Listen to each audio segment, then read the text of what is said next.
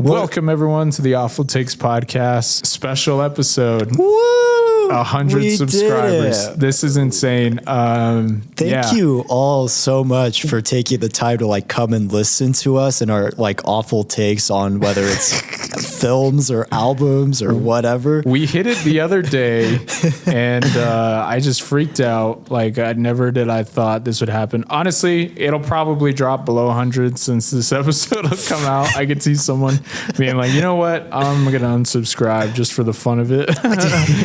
Just kidding. For a brief moment in time, we hit 100 subscribers, which is kind of insane. Thank you guys so much. This is just like, I never thought it would happen. I really was. Again, I say this a lot, but telling Wallied before we first did this show, I was like, we'll probably get 7 listeners for the first 2 or 3 years or something. I was like, we'll probably won't really reach anyone. I was like, mainly this show will kind of be for me. It'll be our little niche thing. Like, and here we are. Like, this is insane. I appreciate everyone who's subscribed so much. You guys are the best. We're really happy to hear like it connects with you guys and that there's other people out there that can relate to our discussion. So, and it just recently, it just took off out of nowhere. Like, I say this a lot for what it means to me that for some reason the Mad Max Fury Road episode is our most viewed video, and it's just not stopping. It's like at over 8,000 views right now, which blew my mind. Honestly, there was a period of time after we recorded that episode where I was just super self-conscious. I was listening to the rough edits before we posted it or whatever, and I was having doubts of like, I just sound so weird. and that's part of me with that episode is just like, I'm just fanboying for literally like 2 hours. And I'm like, no one's going to listen to this. I sound like such a giddy idiot, like just talking about moments in this movie and just being super fanboy-y. And I'm just like, man, I sound so weird. I'm like, I can't see this connecting with anyone. And I had that period in my life of just like, I wanted to redo it. I was like, I really want to record it. I just sound so over the top. And I was just being down on myself. I sounded too excited. See, I was the opposite. I felt like I didn't say too much because I was just like, I'll be honest, like when I saw it once. And then before we recorded, I saw it a second time because I loved the movie so much that I was like, I have to see this a second time, honestly.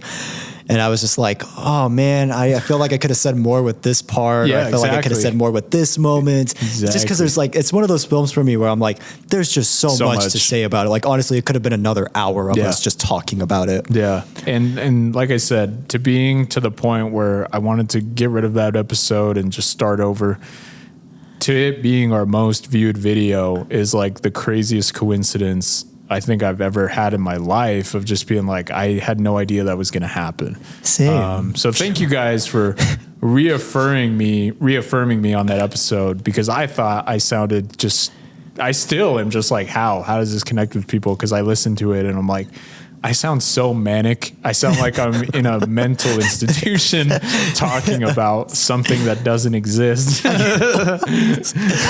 and I'm like trying to get people to agree. I'm just a figment of his imagination, actually. I'm just his therapist and working with him. Sometimes that happens in our episodes where I'm just like, I sound insane. See, that's how I feel with some of my recommendations. So I'm like, hopefully I'm not like weirding out Nabaahi with like my like when we're talking about music choices in specific films. Like I remember I was re-listening to like the 127 hours discussion. And I'm like, I was like really passionate about Sigur Rós and Godspeed You Black Emperor. I'm like, hopefully Nabaahi is not getting weirded out by like my nerdiness and like post rock right now. No, there's those moments where it's like, am I too passionate about something? But honestly, that just kind of makes me more excited. It makes me feel more comfortable. So, I mean, just thank you guys so much. And again, for it being Mad Max for me in particular, that means a lot to me because like I said in that review, I love that movie so much. And it gets to the point where I don't talk about it with people because I just feel kind of isolated with what I'm saying. You know, I just feel like no one else really kind of sees this same way. So let me just not bring it up because it's just going to be embarrassing. Yeah, no, I definitely feel that way with like a lot of like my film recommendations for sure. Like I definitely felt that way with like Whisper of the Heart, or I definitely felt that with like Shaun of the Dead, or Tokyo Godfathers and Paprika, you know, just because like I keep so much of this stuff to myself. So when I'm like kind of talking about it, I'm like, I do kind of underrate my love for a lot of Satoshi Kon and Edgar Wright and Studio Ghibli films. I'm like, if you guys do meet me at all, like I am the biggest fan of a lot of this stuff, but I tend to just underrate it a lot of the time because I try not to. I've told Nabaahi this before, but I try not to hype up things too much because I feel like I've done that before, and then they're like, that wasn't really that good. I'm like, oh, oops, I'm really sorry. There are those moments where it's just like, how do I say this? How do I, you know, it really is in like movie fandom. There are kind of like levels to things. Yeah, because you get so lost in the things that you're talking about too, that it's easy to get like unfocused a lot of the time. Yeah. And I know for me, that's something I'm definitely still trying to work on myself personally. Same. So yeah, just thank you guys so much for, again, the 100 subscribers, the view counts on some of our videos, like Alien versus Predator. Like I still don't know why that's almost at 1,000, because that movie for me is not great, but I really like it. So it's just, it's kind of like this weird moment of like, oh wait, people like this? Like I guess they really connected with that discussion. And I guess also with maybe Predator Badlands coming out, that might also be a case too. But that one really surprised me. I was like, that was probably like the most negative I was with one of your recommendations, honestly. I usually try not to be, but I was just like, that movie ticked me off so much. I was like, I hate this. This is awful. That's so funny. Or I think the one that surprised me the most, honestly, is our Crouching Tiger, Hidden Dragon discussion. Crazy. I was not expecting at all for that to do as well as it did, but I'm really happy it's connected with a lot of people. And now that we might have some more time, I want to talk about more like karate, kung fu movies and things. Oh, definitely, yeah. Were pivotal for me growing up. I mean, Crouching Tiger, Hidden Dragon is really like the kind of start of that period for me. Oh, cool. So yeah, I would love to do that in the future. And there's just so many moments throughout this podcast where it's just like, where are these views coming from? So now that we're hitting 100, it's kind of like a moment for me to kind of be a little retrospective over everything. It's crazy. No, really. And even like when our Ponyo review is going up super high, like I honestly am like, that's insane. But I like that as movie fans, is there are those movies that just mean so much to people, you know? Yeah. And it can be just something that you're not expecting. Like as far as Studio Ghibli goes, like I was like, I never expected Ponyo to be like that pivotal for people, you know? Yeah, exactly. And it's so funny because anytime I've ever talked about Ponyo, like most of the time either people haven't seen it or they're just like, it's okay. Yeah. It's not much, you know? Exactly. And that's why I was like, oh, I got to recommend this, because I'm like, I'm so passionate about this film and everything. And I just, it's still like to this day, like it still sticks with me so much. Like that's one of those films, like I just never get tired of watching. And it's just one of those films I throw on a list of like the happiest films I've ever seen. Definitely. So thank you guys for enjoying, obviously, the madness when it comes to me. I mean, I just ramble on and on. Like I talk myself into circles. Like I really don't think people understand. Like if I, for some reason, ever meet you or something, and if I'm talking about movies, literal hours can go by and I won't even pay any mind to it. Anytime I reconnect with like friends or my siblings, generally the first question I ask is like, well, what movies have you seen, or things like that. What you've been watching lately. And I can just discuss that for hours. And it's kind of, some people would say, you know, it's kind of sad or whatever. But for me, it's just one of my joys in life. Like movies are just so a part of my life, and they always will be. It's such a universal thing though anyways, honestly. So thank you guys so much. One of the things I kind of want to discuss on this little special episode, me and Wallied have made probably over 25-ish recommendations to each other. You know, like it's It's kind of a lot, actually. It is a lot when you think about it. And I kind of wanted to discuss our favorite recommendation that we've made to each other. Okay. I know mine, and it's been this way ever since I've seen it. And it maybe kind of will help shine light more on this movie, and especially more when we made the episode. So if you do go check out the episode, I apologize for the audio quality or anything. Yeah, I'll give a little teaser right now. I'm actually working on like remastering a lot of those episodes, early episodes and everything, as like another way of doing our little 100 subscribers as a thank you to everyone. We didn't have the best equipment starting out. I know I said that in our early review. Yeah. Since then, we've kind of upgraded things. And so if you listen to those older reviews, I apologize if they're not up to the standard that we are now. But there was a movie that Wallied recommended very early on. And when I saw it, man, I was just blown away almost immediately after I showed my girlfriend this movie. And ever since then, I've been wanting to show other people this movie just because it just blew my mind. And I think in the review, I probably gave it like a 9.5. Honestly, for me, this movie is just pretty close to being perfect. It is One Cut of the Dead. Oh my God. It is just such an amazing movie. It just has so many aspects that you don't think are going to work. And then just to have those expectations subverted in the second half and really just gives meaning to everything you're watching. I'm like, that's actually such a genius idea for a movie. And not even to mention the emotion in the movie. There's some nice heartfelt moments with the main character and his family and everything.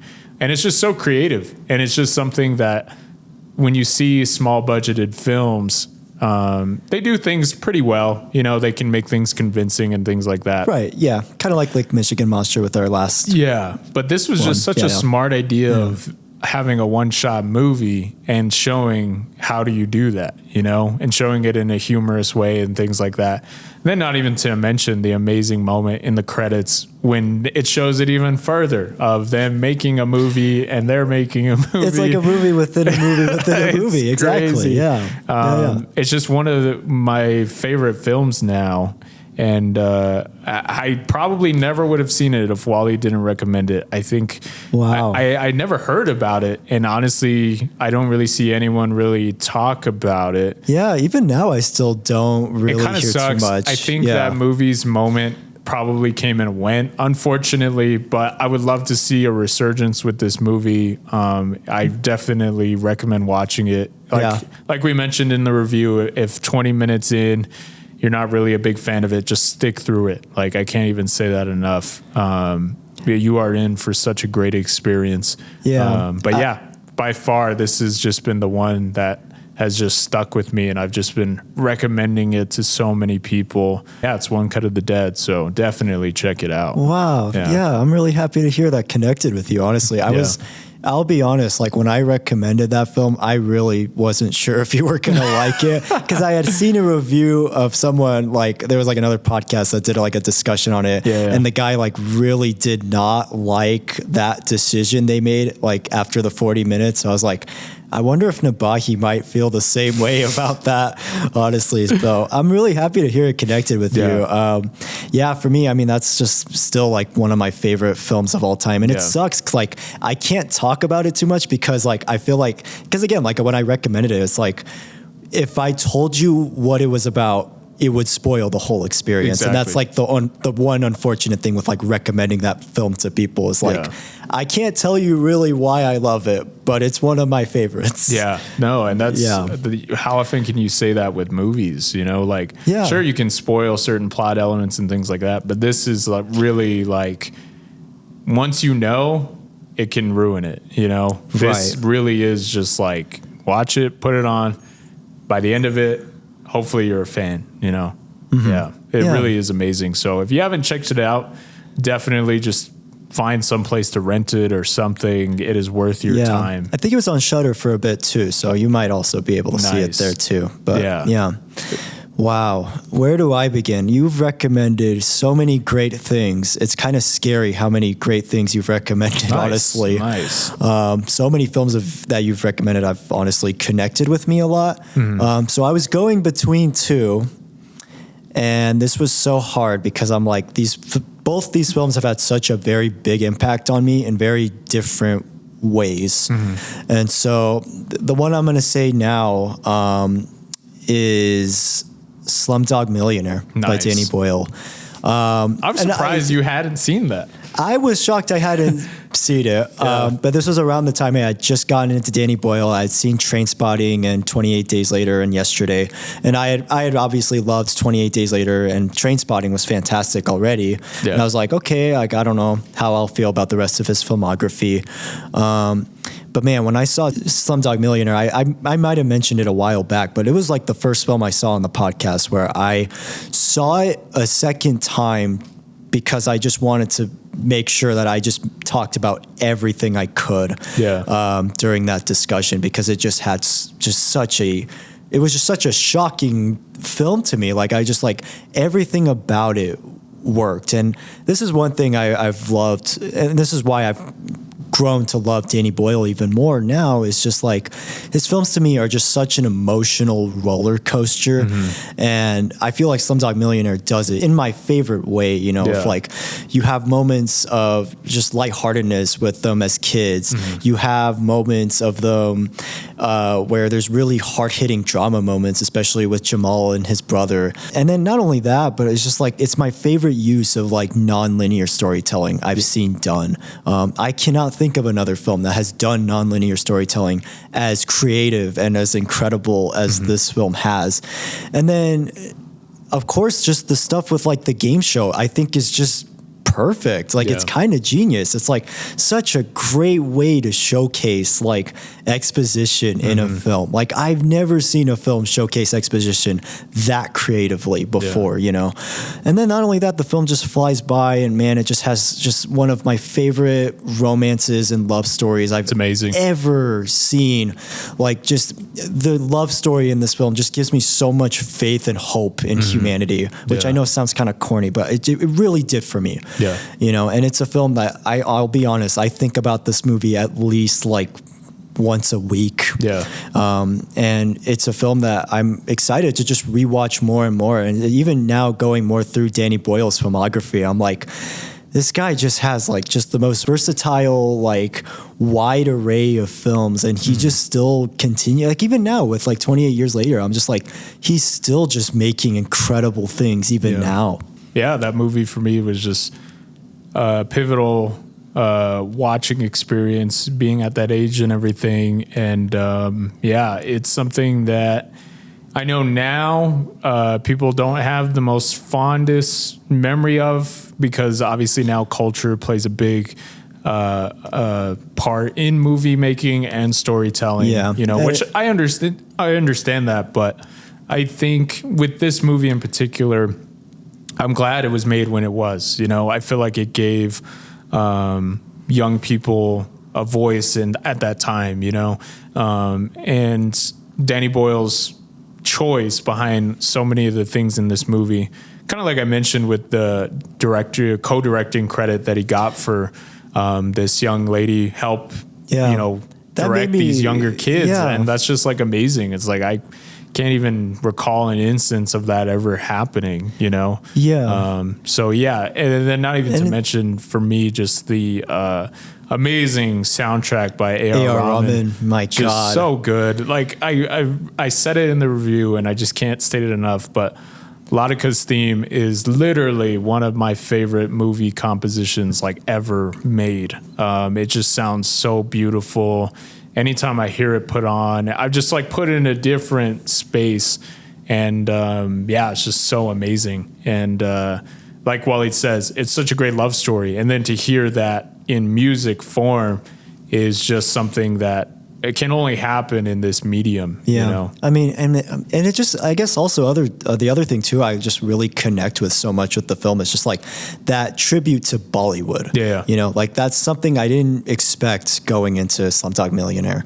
And watching them pay tribute to Bollywood at the end with that Jai Ho song, that really made me love it even more. Because a little personal experience is like my dad would show me Bollywood films like in high school and middle school, and so there was something I had always really connected with and everything. And so seeing that as a tribute in this film just made me really appreciate and love the film even more. And it's like, it just shows you, I guess too, like just how respectful Danny Boyle is of Indian culture. He shows like the great stuff, but he also shows like the not so great stuff, you know? And it's like, that to me is like the sign of like such a fantastic filmmaker to showcase both aspects of the world, you know?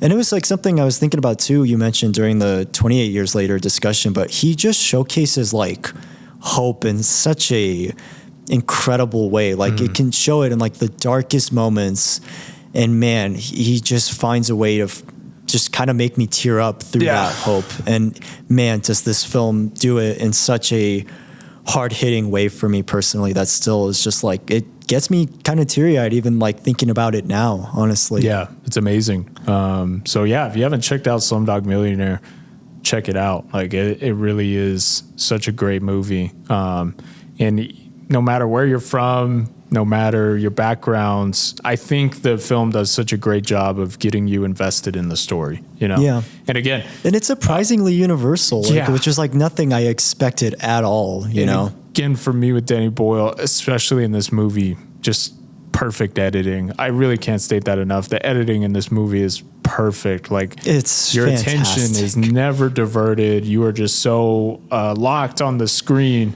There's so many just amazing cuts between a modern story and a story in the past, and it just, man, it works so well. This definitely, and I think also watching Slumdog Millionaire, this definitely made me want to check out more of Danny Boyle's films after this. So definitely. I also have this film to really thank for me getting more into his filmography. Yeah, it's amazing. All right, cool. Those are kind of some recommendations that, you know, we made to each other that we thought were just really good. Definitely wanted to just kind of shout them out again.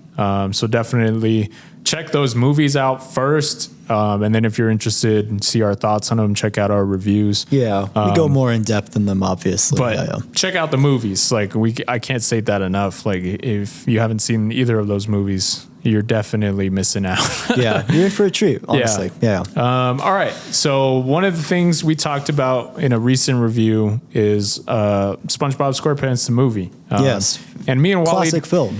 Me and Wallied kind of share a similar aspect that it's kind of pivotal for us. Like the show, the movie, like it's just kind of something as a kid that you bring with you as you grow up, you know? Yeah. And especially now in today's day and culture of referencing things with lines of dialogue, with memes, you know, this show embodies all of that. And I feel like now you can just reference SpongeBob and kids will get it, adults will get it. And it's just like this weird moment of existing in just like something that's relevant for so many different people, you know?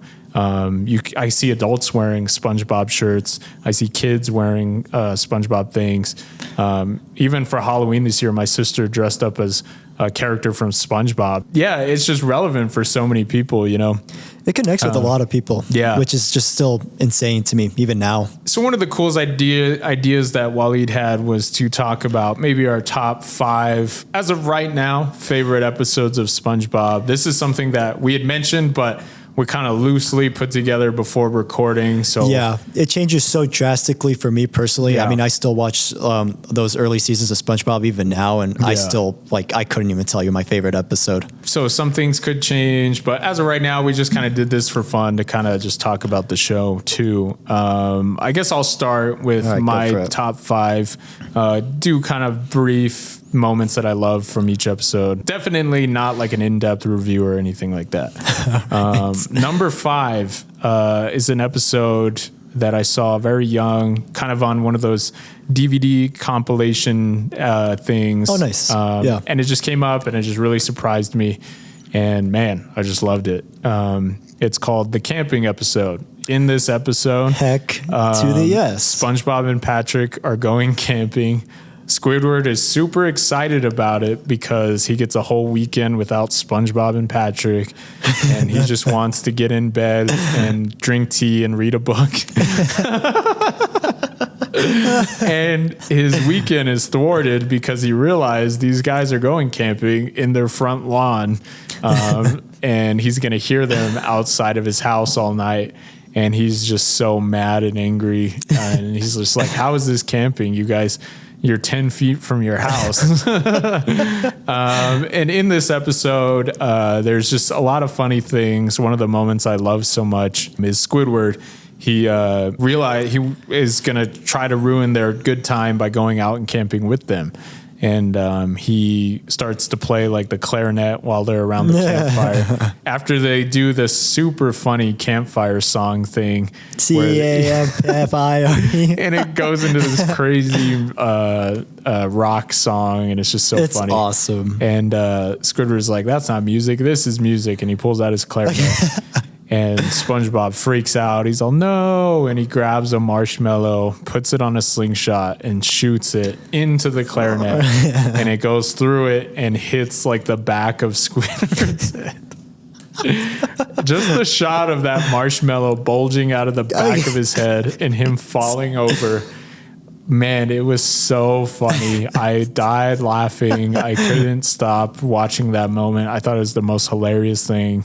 And yeah, and that whole episode is just so funny. And then I love just the whole aspect of this sea bear is like this creature that comes out of nowhere and will beat you up if you're not surrounded by a circle of salt. And there's so many funny things in that. And I just love the aspect of Squidward just keeps getting beaten up no matter what he does. It's great. And he doesn't think it's real because it's so funny. They get like these little this little magazine that's just like one of those things like I Married a Sea Bear or something dumb. Yeah. Those tabloid things, which is really funny. But yeah, that episode for me is really great. It's so funny. As a kid, I didn't think they were actually gonna show the sea bear, so I had like a weird idea in my head of what I thought the sea bear looked like. Yeah. And so when they show it, I'm like, that's about as close as I thought it was gonna be. Honestly, well, they show like it's like an actual bear in these tabloids. It just looks like a bear, and it's like, oh, okay. And then when they show it, it's just a fish's body. It's all huge, and it just has the head cursed. Of a bear. Yeah. It's so funny. So number 5 for me is one called Just One Bite. It's where Squidward, he's never tried a Krabby Patty before, and he gets this like random addiction. For like half of the episode, he's like, no, I don't want to try it. It tastes like garbage, all this stuff. And then like he takes a bite. He takes like a tiny little bite. It's so funny. And it's all like up close on his teeth. Yeah. He takes like maybe like an ant-sized bite, and just the whole episode is like so absurd. He like takes it out of like the sand. He like puts the whole thing in his mouth. Yeah, and then out of nowhere he like sneaks in. He just starts like eating all these Krabby Patties and everything, and he's all, what's gonna happen? Because SpongeBob's like, don't eat all the Krabby Patties, and all the Krabby Patties like go down to his thighs, and it's like this yeah, it's so funny. It like zooms out to him, and it's like all on like his legs and all like these fat legs, and like obviously it explodes. He like explodes and everything, and I love it. And I think what makes this episode like really hilarious and memorable to me is when the doctor, he says the line, he's all, yeah, I remember when I had my first Krabby Patty. That was just like the real like nice cherry on top to the whole episode. But I had a special kind of connection with this episode ever since I watched, like, I don't know what it is watching this episode. It would always make me want like a burger from somewhere. And I don't know, it just every time same. I'm just like, oh man, I want the food and everything. And there's funny moments in this episode. Like I was actually thinking about this one too. But I love kind of that whole aspect of showing Squidward just thinking like he's better than people. Yeah, and then I love his little entitlement attitude. Like just his whole world is just like switched. And this episode kind of had like a change for me too, because I ended up working at a fast food place. I worked at Starbucks, and like him, I hated on some of the drinks and things that people would order and stuff. And then eventually I would try it. I'm like, actually, that's really good. Yeah, it's not too bad. And it's so funny. Like, yeah, so many jokes in this episode just kind of remind me of that. Yeah, for sure. Definitely. It's really funny. All right. For me, number 4, Survival of the Idiots. Nice. Kind of one of those funnier ideas of just like a kind of oh duh moment of like, oh, that's actually really funny. SpongeBob and Patrick are going to visit Sandy. But she is going through hibernation, which is kind of funny for me because the whole time you're watching the show, it's like oh duh, she's a squirrel, you know, like, oh, she would go to sleep of in course. the winter. This episode is actually the reason I know what hibernation is actually. Oh, nice. Yeah. And they do a hibernation joke with one of the other episodes too. But this one I just love because it just sets up the plot very fast. Like they're going up to the tree dome and it's all closed in and everything. It's all snowy. Yeah. And she has this video that plays at the entrance of, oh, I'm going through hibernation. And she explains what it means. And I love the ending of the video. She's like, so that means do not disturb, especially you, SpongeBob. And they go inside and it just ensues this craziness of Sandy being in hibernation and she's eating all this food and she's almost like this monster who that freaked me out as a kid. Yeah, that was like one of the first times where like an episode of a show like really scared me. Maybe that's why I kind of like it because it does kind of play into some horror elements and stuff. Yeah. She's almost kind of like this monster zombie in her sleep and everything. But it just provides such great back and forth between SpongeBob and Patrick, the banter of... I love when they make like these little snow things. Like they're just making like these like snow... They do like a snow fight. Yeah. And they have like... One of them has like a tank. Oh, it's so funny. And like they have just... for me, probably a lot of what the humor is in this episode is like the slapstick stuff. Oh, yeah. No, it's great. And that's one thing I think SpongeBob's always been consistent with is just the slapstick in general. One of my favorite parts of the episode is when Sandy wakes up and the whole time they're trying to say who's Dirty Dan, and Patrick is like, it's me, and he gets thrown like super far and he lands on the ground. He's like out of it and he just says hot wings, and it's like hot wings going around his head. It's so stupid. And then one of the other moments, SpongeBob is like, I'm going to do it, Sandy, I'm warning you. And she like lets out this roar like in his face. She's like so much bigger than him. And he's like, that's it, I warned you. And he throws like a snowball. And out of nowhere, Patrick just pops up and it hits him in the face and he falls. It's so funny. And then I like the realization they cut off all her hair to make like themselves warm, and then spring hits and everything's melted and they're trying to get out of there before Sandy comes down. It's so funny. Oh my God. But yeah, it's a great episode. Yeah. My introduction to that episode was actually through one of those DVD compilations. Nice. It was like the SpongeBob Christmas one. Oh yeah. Yeah. And I remember during Christmas, I'd always watch that one. Yeah. So good. And it would always freak me out too. But yeah, that was always a really great one for me. So funny. All right, number 4 for me would be chocolate with nuts. I guess I promise they're not gonna be all food centric, I swear. But yeah, this one is just hilarious. They just SpongeBob and Patrick decide to become chocolate delivery people, like those kind of like those Mormons that come to your door. It's kind of like that type of thing, but with chocolate. But for me, I guess why this one connects with me a lot is this one is like just hilarious. I quote this one a bunch, especially with the chocolate bit. It's like one of the funniest running gags I've ever seen. Yeah. And then I love at like the end, there's this like random old lady that gets like all their chocolate. And it's like this worm or it's so uncanny and weird, but I remember that kind of like freaking me out a little bit, but it's so funny. It's just, I love her little voice that she has. Yeah. And then I love by the end, she's like, what are they selling? They're selling chocolates. What? I used to do that voice really well, and then it just hurt my throat so much. And I was like, I can't do this anymore. Well, you're getting a little older. You might be able to get that. I might be able to. But yeah, just that whole episode, just like, it's just funny. I like that they just go to different doors throughout, and it's just like, it gets more and more just like insane. You know, I love that's, I guess my type of favorite SpongeBob episodes is like, they could take a specific joke and then just like, let's see how far we can take it. Yeah. And I love that. I think this episode, I think, showcases it really, really well. And then the monologue with the guy who like has broken legs, and he's like trying to portray that he's like basically dying. It's so funny. He gives like this monologue about his life and everything. And that's hilarious. Oh, it's great. Yeah, no. And it reminds me a lot of those like reality TV shows where they have to have that, well, let me tell you a story moment type of thing. So it felt reminiscent of that. Number 3 for me is one that I referenced in our movie review, is The Algae is Always Greener. It is an episode where Plankton switches places with Mr. Krabs.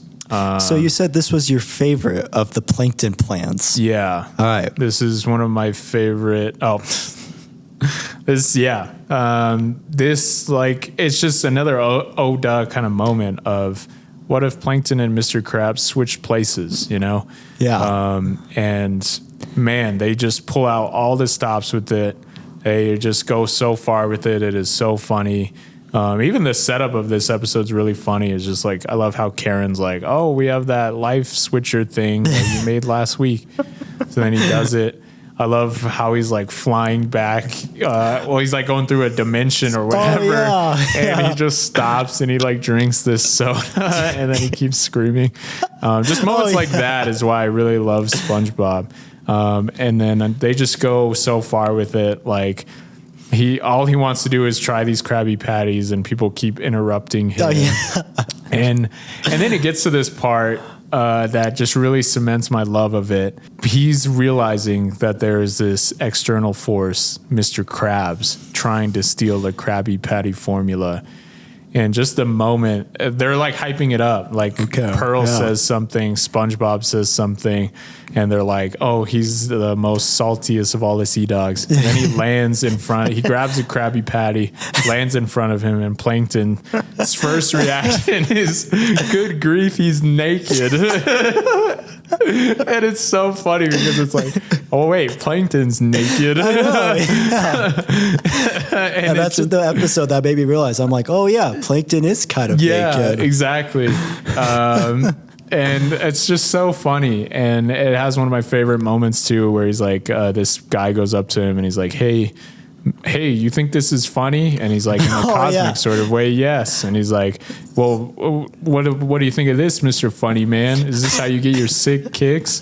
And he's like, what? It's just an ordinary. And then it zooms in. And he's like, my goodness. I like that the music just Squidward. And it's like this crazy amalgamation of like a Krabby Patty.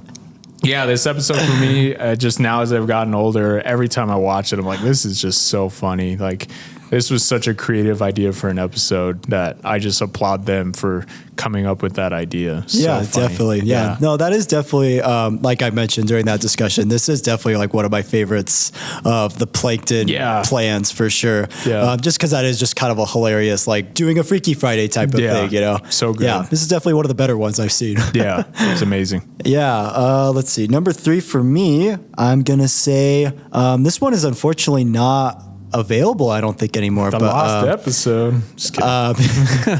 That's one of them. But Midlife Crustacean, actually. Oh, yeah. Yeah. That's this one, I've quoted a lot. I've actually referenced it, I think, a while back. Yeah. Are you feeling it now, Mr. Krabs? Yep. Are you feeling it now? I guess in general, the episode of like, I guess I just kind of find it funny of like Mr. Krabs going through a midlife crisis, and just him just trying to like kind of find happiness, which is so funny because like obviously, you know, you think throughout like money is always the thing that makes him happy, but this is like the one time it doesn't like make him happy. And I like that like SpongeBob and Patrick try to like kind of make him happy, so they go to like do all these like goofy things, and then like Mr. Krabs has this like breakdown. He's all, you want to know what I'm feeling? I'm feeling like a barnacle head. He just like throws like all the kids out of the way. Yeah. And then just the way the episode like just unravels, like where they go and like panty raid. Like I'm like, that's such an insane thing to do. And I guess apparently that's the reason why they don't air the episode anymore, which is so silly. But okay. This one is really like a personal favorite too. Like I kind of sympathize with Mr. Krabs in this episode now more than ever. Yeah. Hey, there's this part in the beginning where Coral's like, oh, they don't say cool anymore. They say coral, as in that nose job is so coral. And then Mr. Krabs says, coral, huh? And she's all, ew, when you say it, it sounds so uncoral. And that's just, that little moment is so funny because... Yeah, it's so true. Like when your parents say things, it's just like, that sounds weird. Yeah. But growing up with this episode, me and my friends would reference this one a lot. For some reason in the episode, our SpongeBob and Patrick are like, we don't know. I don't know if you can come with us. You might cramp our style. And then out of nowhere, it just says style. And it shows both of them. When me and my friends were like in third grade, we would say style and not lame like all the time because they say that in this show. Style. And it's just so style. Funny. Yeah. And we would be like style, not lame. And we just thought it was so funny. And there's just a lot of funny moments in this episode. The reveal with them doing the panty raid too, and it's like it's Mr. Krabs' mom's place. Yeah. And then like she like sends him to his room, and it's like the room hasn't changed at all in like the last however long. I remember the moment. Me and my brother laughed at it so much growing up. There's a moment where Mr. Krabs is sitting at the Krusty Krab. This mom and this kid are like, oh, they're eating a Krabby Patty. And then the kid's like, Mom, my Krabby Patty tastes funny. And she's like, oh, no wonder. It's all old and dried out. Like that man right there. It just shows Mr. Krabs. And it's so like messed up, but it's so funny. It's just like, what the heck? Who would say that? But yeah. It's so mean-spirited, but it's so funny. Yeah. But you can't, it's not streaming anymore because I guess the panty raid was too much. I guess it was too much for the kids. I guess. But I know you can find it online. It's not too hard to find. Yeah, the season 3 DVD I have, they still have it on there. Nice. So, yeah. All right, my number 2 episode. I'm just a sucker for Halloween in general. So growing up, Scaredy Pants was always just one of my favorites. That is like one of the funniest episodes. And now watching it older, it is just so funny. The idea of SpongeBob trying to scare people, but he's not scary is just really funny. Yeah. And I love the whole setup of the episode. You just like the Halloween atmosphere is just there. And I love that Mr. Krabs is telling SpongeBob like a scary story. First they scare him. And as he's running out, they tell him a scary story. And I love this setup of it's like the Flying Dutchman and then Squidward pops up and he's like, I've come for your pickle. It's just so stupid, but it's so funny. And I like how he's telling the stories. He grabs their souls and puts them where you can never get them in his soul bag. And it's just a bag that says pickles on it, but it's crossed out and it says souls. But it's just enough to scare SpongeBob because he's scared by everything. Yeah. And then I love the play out of him becoming scary. They put tarp over him to make him look like a ghost, and kids think he's like a haunted mattress. It's funny because he's square, so then they make him round.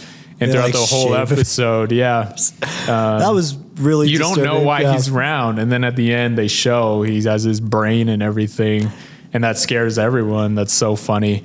As a kid, it scared me, but now like rewatching it, I'm like, that's so funny. Yeah, I quote that episode a lot. Like Patrick cuts down a tree and makes shoes for SpongeBob to wear.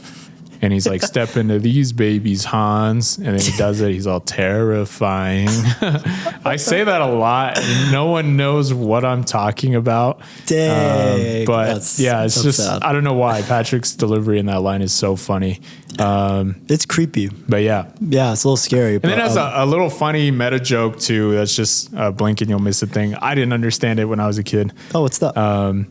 Sandy is a goldfish in a bowl. So at the thing, she's wearing that. Yeah.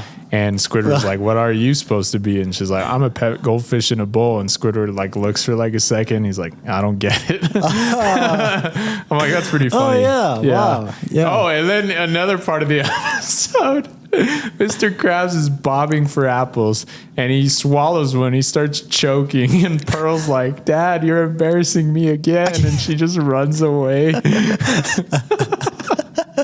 It's so funny. Oh, man. But yeah, Scaredy Pants is just one of my favorites. Definitely, yeah. That's one I definitely related to a lot of as a kid. Because for me personally, I get scared. I mean, I guess even now, like I still get scared easily. Yeah. I'm kind of a scaredy pants when it comes to some horror and everything. So I'm like, I can totally understand where he's coming from with that. All right, number 2 for me. Man, this was so hard because it's like at a tie. But I'm gonna say for number 2, I'm gonna say Gary's Missing. Oh, nice. This episode is one of the few SpongeBob episodes to just make me tear up. Honestly, that song, Gary Come Home. That's a great song. This show has a lot of great songs. It has a lot of great music in general between like this song and the Loop de Loop song from Ween. Man, there's so many great ones, but man, this song it's great. And then not only that, but just like the whole episode of him, like not taking Gary for granted, you know, cause obviously like Gary's such a big part of his life, but SpongeBob doesn't really notice until he's like gone and everything, you know? And I feel like for me, it's just like it showcases like how important some pets are in your life and you got to just take care of them in like the best way possible, you know? And I just love that. I love how sweet the message is. I love how like just throughout, like they go and look everywhere, like, and it's just, I don't know. It's just a sweet, like more wholesome episode for me personally. It has one of my favorite jokes. It shows all these, like Gary's in a place where he doesn't know. He's like in this city. And then all these snails kind of pop up and they're like scaring him. Oh, yeah. And then they're like, Gary's just like freaking out about them. And one of them's like, look who came to dinner or something. Or like, guess who came to dinner. He says something like that. Yeah. And then Gary like freaks out and then runs away. And then the snail's like, well, I guess he didn't like nachos. And there's like a plate of nachos. It's so funny. That's a hilarious. That's and a then the episode really freaks me out too. There's like a scary element to it, but yeah. All right. Yeah, there really is. There's a very eerie element to it for sure. All right. Yeah. What's your number 1? All right. Number 1. Ever since I was a kid, me and my brother and my sister went to one of their friends' house who had a cable TV. We didn't have cable at the time. And I had seen SpongeBob before on and off just a little bit. But this one really made me laugh super hard. And ever since then, it was just one of those episodes that I would always anticipate watching anytime it came on. Was the pizza delivery episode. SpongeBob and Squidward are tasked to deliver this pizza from the Krusty Krab. The Krusty Krab doesn't make pizza, but for some reason someone called and asked for it. Mr. Krabs wants money, so he smashes Krabby Patties into a pizza. And now when there's a local pizza place that has a cheeseburger pizza. Every time I order it, I think of this episode. Oh, really? Yeah. Oh, okay. Because I'm like, that's probably how it tasted. Nice. And it is just so funny. They set it up right away. SpongeBob can't drive. Squidward doesn't want to drive, so he's just whatever. And he's like, just shift into reverse and just back it up. And it's just like driving like a rock. So he immediately backs it up and he's like backing up, and they just back up the whole way until the tank is empty. And they're in the middle of nowhere. They don't know where they are. But SpongeBob is still insistent on delivering this pizza. Krusty Krab pizza. All his antics throughout this is so funny. Like, he's just annoying. You can just tell he's just annoying Squidward. Squidward doesn't want to be there.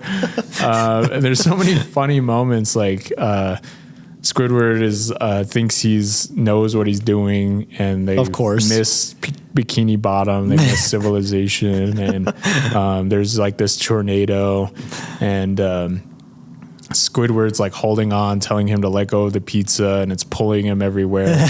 And that was the moment of the show that just made me laugh so hard, and made me realize I love this show. Was Squidward's holding onto the pizza, SpongeBob's like, it's for the customer. And Squidward's like, who cares about the customer? And SpongeBob's like, I do. And Squidward's like, well, I don't. And then it just stops. And SpongeBob is like, Squidward. And then the wind just starts back up again and it just starts going crazy. It's so funny. And I love the ending to this episode. The guy is like, where's my Diet Dr. Kelp? Where's my drink? My drink? My Diet Dr. Kelp? It's so funny. I quote that like crazy. And this is just one of my favorites. And it just, for me, my love of the show is just that type of humor, you know? Yeah, for sure. The childlike humor, the adult humor, everything just works so well in this episode. Yeah. It's really absolutely. funny. Yeah. No, this one's hilarious. Classic all the way through and through, honestly. Like there's so many hilarious moments throughout. Yeah.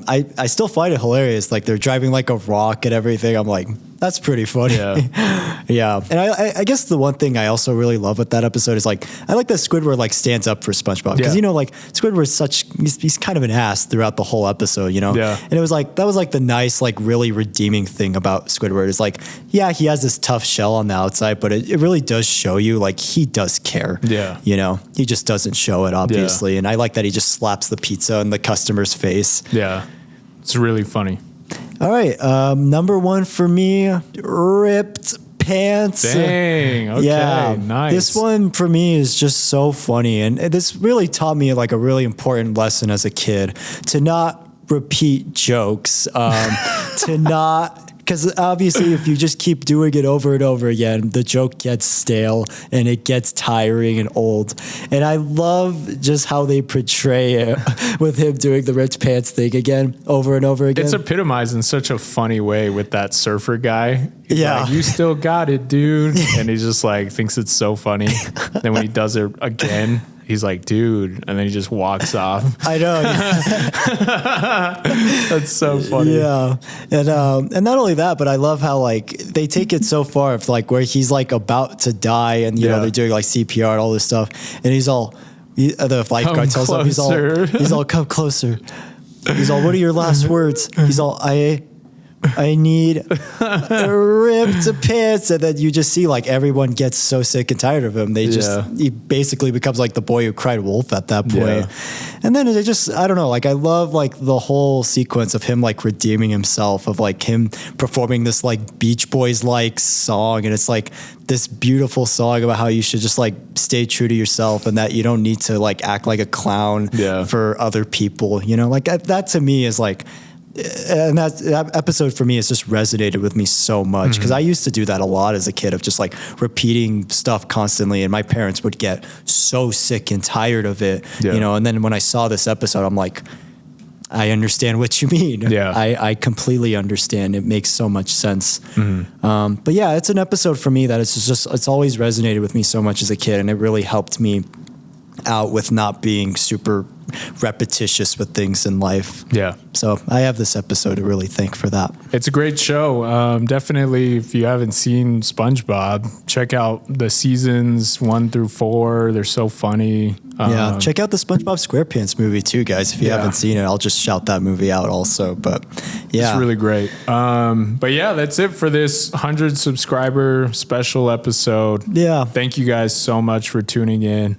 Really means a lot. I mean, thank you guys. Again, I listen to myself and I just am like, how do people listen to this?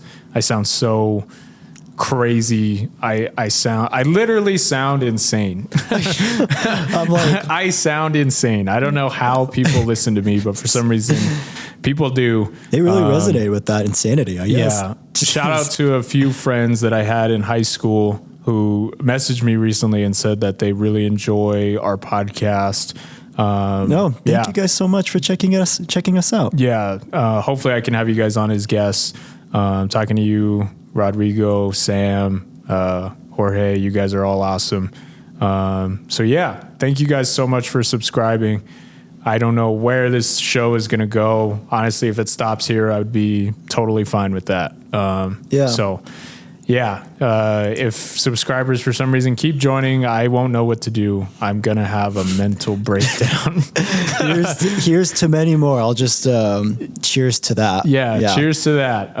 Cheers to many more. And for anyone asking why I sound this way, it is from a deep place of desperate self-hate. So thank you guys for joining. Is this a punishment to yourself? I have no idea, but yeah, thank you guys so much. Yeah. Thank you all so much. It really does mean a lot to us. And we're hoping to just entertain you guys more with our episodic discussions or reviews, or also our new album discussions, which I'm also going to PSA. Please check them out a little bit more. Yeah. But yeah, good day and good night, Bates. See you on the next one.